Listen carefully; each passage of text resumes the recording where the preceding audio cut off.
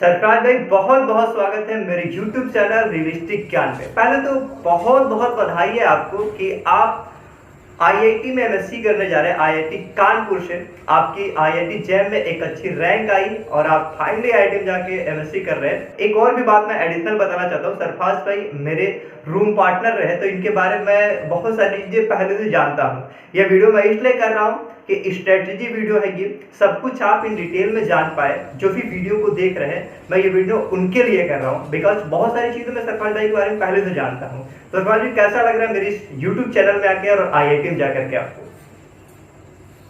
Thank you Akshay जी, बहुत बहुत धन्यवाद कि आपने हमें अपने यूट्यूब चैनल पे इनवाइट किया। सबसे पहले मैं कहना चाहेंगे कि अक्षय जी हमेशा आप लोग को हेल्प करते हैं, आईआईटी जैम के वीडियो बनाते रहते हैं, काफ़ी मेहनत करते हैं। ये हमारे रूम पार्टनर हैं तो हम जानते हैं, तो प्लीज़ आप लोग इनके चैनल को सब्सक्राइब करिए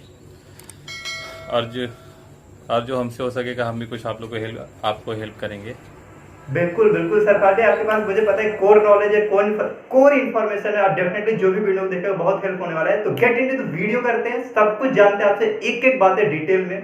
तो सबसे पहला मेरा क्वेश्चन आपसे सरफराज भाई ये है कि आपको आईआईटी जैम के बारे में कब पता चला था और कब लगा कि नहीं अब तो पढ़ना है आईआईटी जैम के लिए, तब फोड़ देना है, एक गुड रैंक लेके आनी आईआईटी जैम में? आईआईटी जैम के बारे में पहली बार हम सुने थे जब हम एंट्री लिए थे बीएचयू बीएससी करने के लिए। तो एक हम लोग का ओरिएंटेशन प्रोग्राम हुआ था, तो वहाँ पे सर लोग बता रहे थे कि हमारे किस डिपार्टमेंट से कितने आईआईटी जैम में बच्चे क्वालिफाई हुए हैं इस बार। तो उस समय हम नए नए एंट्री किए थे, तो उस समय उतना ध्यान नहीं था उस साइड की कि क्या होता है ये। उस समय अलग ही दुनिया में थे पहले शुरुआत में।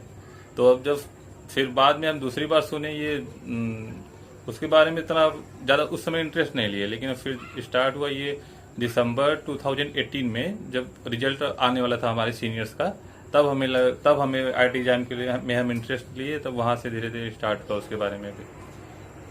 ओके, यानी कि पता पहली बार से चल गया था, लेकिन जब रिजल्ट आया, कह ले कि आपको लगभग 2 साल पहले से अच्छे से पता चल गया था आईआईटी जैम के बारे में। हाँ, रिजल्ट आने के बाद हमने उसमें ज़्यादा इंटरेस्ट, रिजल्ट लेने के आने वाला था सीनियर्स का तभी लिया। उसके पहले उसमें ज़्यादा कोई इंटरेस्ट नहीं था, बस कॉलेज जाना आना था। और फिर सीनियर्स के रिजल्ट आने के बाद ही इसके बारे में हमने सही से फिर ध्यान से उस पर ध्यान लगाया। ओके ओके, अच्छा अब हम ना कुछ इंपॉर्टेंट बातें करते हैं, बहुत डायरेक्टेड वीडियो रखते हैं, बहुत लेंदी वीडियो नहीं करते। अब सरफराज भाई मुझे ये बताइए कि जब आप आईआईटी जैम के लिए पढ़ रहे होते हैं, तो कुछ जैसे आप पढ़ते हुए थे, थर्ड ईयर में ही आप क्वालिफाई कर रहे हो, तो बहुत सारे प्रॉब्लम आती है थर्ड ईयर वाले बच्चों को कि यार क्लास को मैनेज करना, फिर इधर आईआईटी जैम के लिए पढ़ना, क्लास का सिलेबस देखना, कभी बीच में एग्जाम हो जा रहे हैं, हमारे मिड सेमेस्टर आ गया, सेमेस्टर आ गया, इन सब चीज़ों को कैसे आप बैलेंस करके रखते थे साथ में? हाँ, ये तो प्रॉब्लम होती है कई लोग के साथ। हमारे साथ भी ये दिक्कत था, क्लास भी करना था और बीच में फिर इसके लिए भी पढ़ना था और टाइम भी ज़्यादा नहीं था।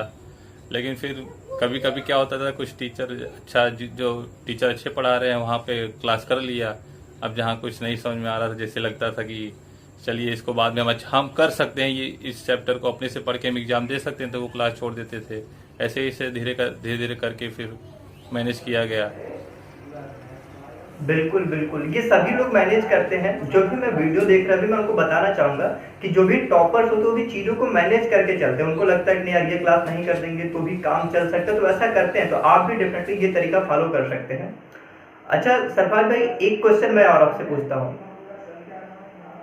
कि जो आईआईटी जैम आप क्रैक किए हैं, एकदम ऑनेस्ट आंसर आप दीजिएगा, कितने घंटे डेली पढ़ते थे? बिकॉज ये बहुत लोग के मन में डाउट होता है कि यार ये टॉपर पर्सन कितने घंटे पढ़ा करते रहे होंगे।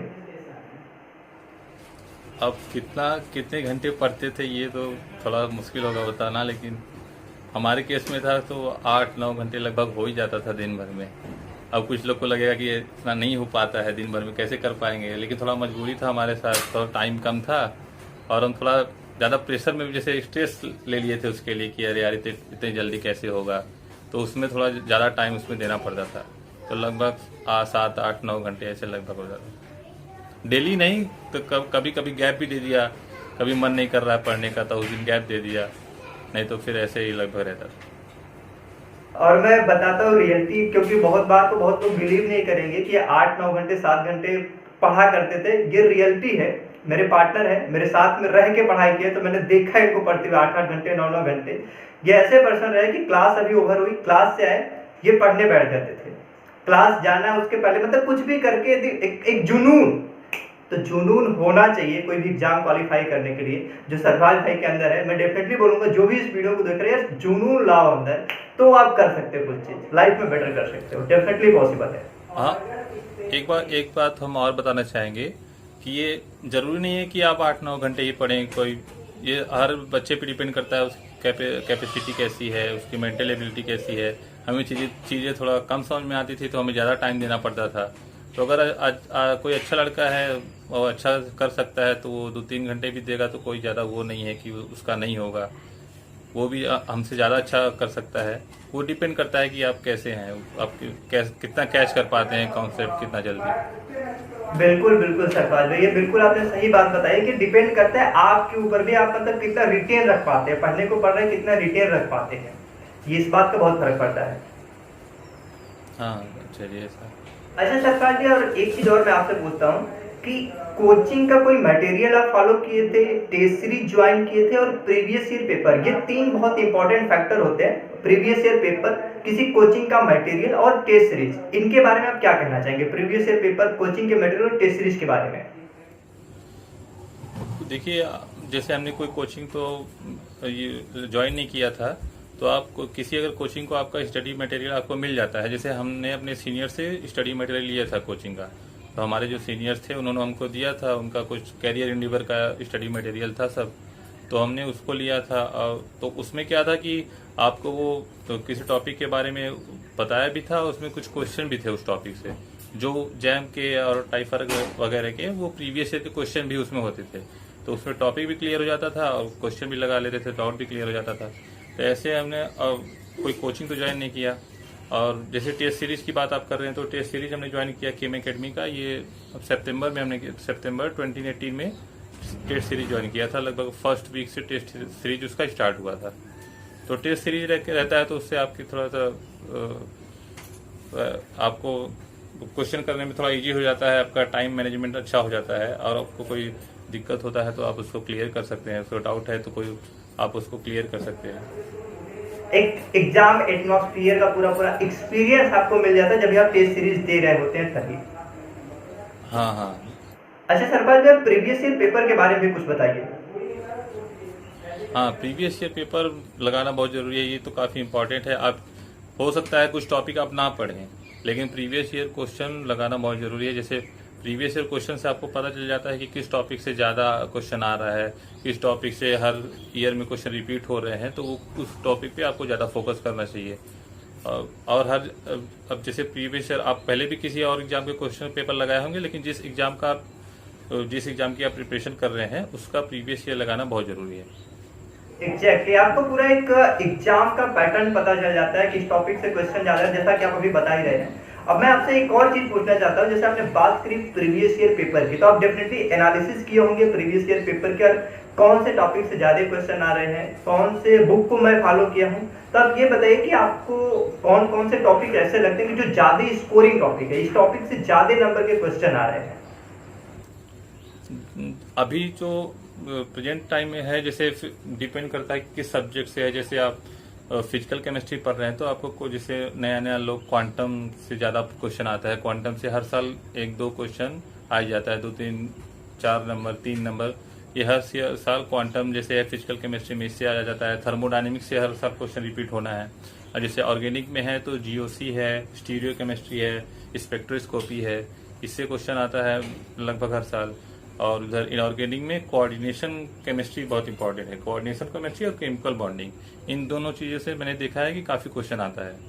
और कोऑर्डिनेशन केमिस्ट्री तो काफ़ी इंपॉर्टेंट है इनऑर्गेनिक के लिए। आप कुछ ना पढ़िए, लेकिन इनऑर्गेनिक में कोऑर्डिनेशन केमिस्ट्री जरूर पढ़ लीजिए। जी सौरभ भाई, आपने बिल्कुल सही बताया कि कौन कौन से टॉपिक पर डेफिनेट जो भी वीडियो को देख रहे हैं उनको बहुत हेल्प होने वाला है। टॉपिक्स के बारे में एक ओवरव्यू मिला कि किस टॉपिक से ज्यादा क्वेश्चन पूछे जाते हैं, टॉपर ने जो करा वो आपको बताया। और एक चीज मैं आपसे पूछना चाहूंगा कि जैसे आप एग्जाम की प्रिपरेशन कर रहे होते तो एक और भी प्रॉब्लम आती है, जैसा कि आप बताए थे कि कभी मैं ज्यादा पढ़ लेता था, कभी नहीं मन किया तो नहीं भी पढ़ पाता था। कभी ऐसा भी फैक्टर है जब आपको लगने लगे यार मेरे साथ दिक्कत हो रही है, मैं क्वेश्चन नहीं कर पा रहा हूँ, छोड़ देता हूँ, गिव अप करते हैं। कोई ऐसा वाला सिचुएशन आया था आपके साथ में? हाँ, ये तो सबके साथ होता है कि कभी कभी लगता है कि नहीं होगा, अब इतना टाइम नहीं है। तो कोई दूसरा जैसे आपके क्लासमेट है या जो भी है, वो सब कहते हैं कि हमारा भाई इतना क्लियर हो गया, हम इतना पढ़ लिए हैं, हमारा कंप्लीट हो गया, हम तो प्रीवियस ईयर लगा रहे हैं, अभी तुम्हारा कुछ नहीं हुआ है। तो वो सब सुन के आपको थोड़ा डिमोटिवेशन होता है कि अरे यार हम नहीं कर पाएंगे। लेकिन फिर थोड़े सीनियर्स उनमें से अगर आप बात करेंगे तो उन लोग कहते हैं कि यार हम लोग के साथ भी ऐसा था। तो उससे थोड़ा सा फिर लाइन पे आ जाता है आदमी, फिर पढ़ने लगता है। तो ये जरूरी है कि आप अपने सीनियर से या अपने क्लासमेट जो भी है आपके दोस्त हैं उससे बात करते रहिए, तो वो आपको बताते हैं कि आपको वो मोटिवेट करते हैं एक तरीके से, तो आपको थोड़ा सा स्ट्रेस कम हो जाता है उससे। ये सबके साथ होता है, डीमोटिवेशन सबके साथ होता है। एग्जैक्टली ये मतलब एक ना एटमॉस्फेयर का रोल होता है, वो सबके साथ में होता है, ये बिल्कुल सच्चाई बात है। और मैं एक चीज पूछता हूँ, जैसे आपने सीनियर और अपने क्लासमेट का जिक्र किया, ये लोग मतलब कैसे आपके लिए हेल्पफुल थे? कैसे सीनियर हेल्पफुल थे, कैसे जूनियर हेल्प, सीनियर और क्लासमेट कैसे हेल्पफुल थे? ये दोनों आपको किस वे में आपका हेल्प किए? जैसे सीनियर्स लोग थे तो पहले तो जैम के बारे में तो पहले सीनियर्स ने हेल्प किया। उन्होंने बताया कि ये बुक लो, ये चीज़ पढ़ो, ये टॉपिक पढ़ो। तो उन्होंने स्टडी मटेरियल वगैरह वही लोग प्रोवाइड कराए थे।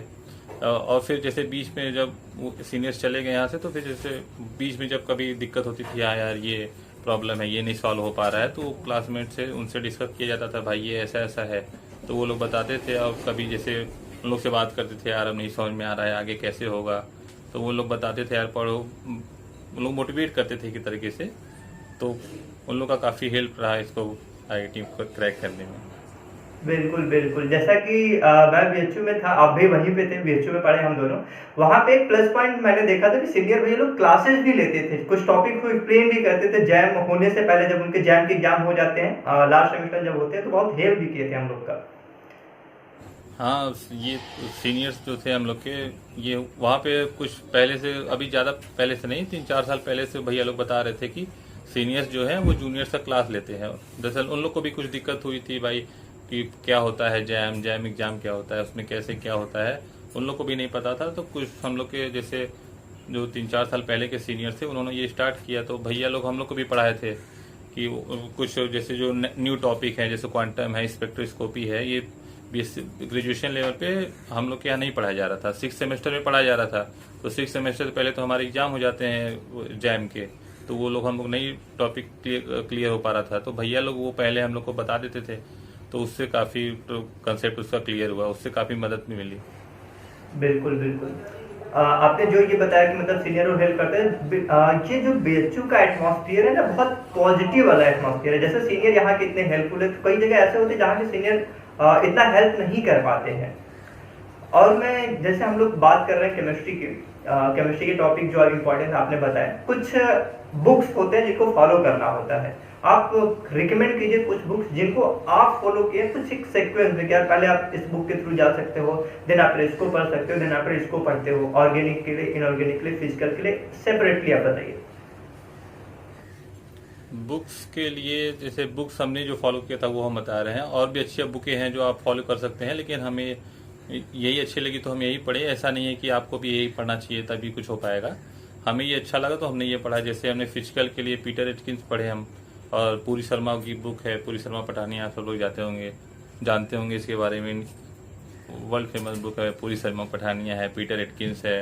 और ऑर्गेनिक केमिस्ट्री के लिए क्लेडन है, हम क्लेडन ही पढ़े थे। और भी बुक हैं, जैसे हमारे जो क्लासमेट्स थे और जो भी और भी आईआईटी क्रैक किए, उन्होंने वो पॉला बाय ब्रूस भी पढ़ा था ऑर्गेनिक के लिए। और इनऑर्गेनिक के लिए तो हम स्टडी मटेरियल पे डिपेंड रहे थे। इनऑर्गेनिक की कोई बुक हुई लिए थे, लेकिन हमको हुई इतना अच्छा समझ में नहीं आया, तो हम हुई नहीं पढ़ पाए। स्टडी मटेरियल से ही इनऑर्गेनिक क्लियर किए थे। बिल्कुल बिल्कुल। अच्छा सौरभ भाई, आपने जो भी चीजें बताई, डेफिनेटली इस चीज को फॉलो करके जो भी इस वीडियो को करंटली देख रहे हैं, बिल्कुल उनको हेल्प होने वाला एक बूस्ट मिलेगा आईआईटी जैम को क्रैक करने के लिए। और आप ये बताइए क्या इनको मैसेज देना चाहेंगे जो अभी इस वीडियो को देख रहे हैं और आईआईटी जैम के लिए अभी प्रिपरेशन कर रहे हैं?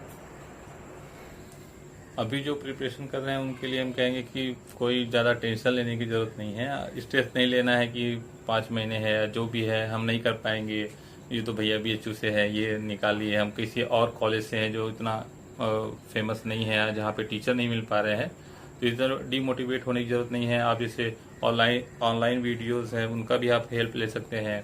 अब जैसे ये अच्छा भाई का यूट्यूब चैनल है, यहाँ से भी आप कुछ नॉलेज ले सकते हैं, सीख सकते हैं कि कब हमें क्या करना चाहिए। और यूट्यूब चैनल है कुछ, जैसे हमने भी कुछ ऑनलाइन प्लेटफॉर्म का यूज किया, हेल्प लिए थे अपने प्रिपरेशन के टाइम की, जब हमें भी दिक्कत होती थी, तो आप लोग वो यूज कर सकते हैं, उसका हेल्प ले सकते हैं। और कोई भी अगर प्रॉब्लम हो तो आप अच्छे बेस बता सकते हैं, वो और कोई वीडियो बनाएंगे आप लोग के लिए। बिल्कुल बिल्कुल, जो कोई भी आपको प्रॉब्लम है, नीचे मेरा एक कॉन्टेक्ट फॉर्म मिल जाएगा, आप मेरा कॉन्टेक्ट फॉर्म फिल कर सकते हैं। आपको कुछ भी प्रॉब्लम है, मैं आपकी हेल्प के लिए 110% रेडी हूँ। बस आपको एक्शन लेने की देरी है। आपको थोड़ा सा मेरा हेल्प करना पड़ेगा, चैनल को सब्सक्राइब कर लीजिए, बिकॉज मैं ऐसे वीडियो हमेशा लाता रहता हूँ। और हाँ, इस वीडियो को लाइक कीजिए, बहुत सही में रियली एफर्ट लगती है वीडियोस क्रिएट करने में। तो आप चैनल को सब्सक्राइब कीजिए, वीडियो को लाइक कीजिए, और जो भी आईआईटी जैम की तैयारी कर रहे हैं सबके साथ शेयर कीजिए। मिलूंगा आपसे अगली किसी इंस्पायरिंग इंटरव्यू में, तब तक अपना और अपनों का ख्याल रखिए। जय।